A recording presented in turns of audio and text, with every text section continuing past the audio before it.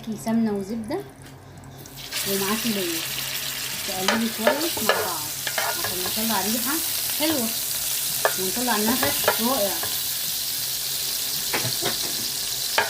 كده هنحط معاهم بصل ابيض واحمر وفلفل،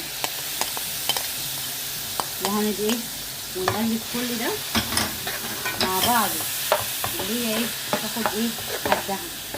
معاكي التوابل بتوابل التندور، يديني حاجه رائعه. هيبقى معانا توم عشان احنا هنعمل صينيه باميه باللحمه.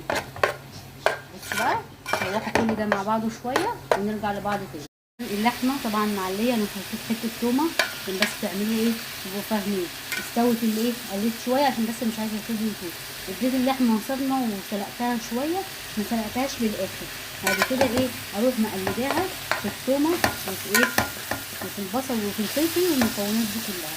تمام كده. معايا هنا الباميه يا جماعه ما تحطوهاش، هي تطلع من الفريزر عليكي على طول على على الحله. معايا هنا حبه صلصه ولسه هزود ميه. ومعايا هنا صلصه الطماطم اهي،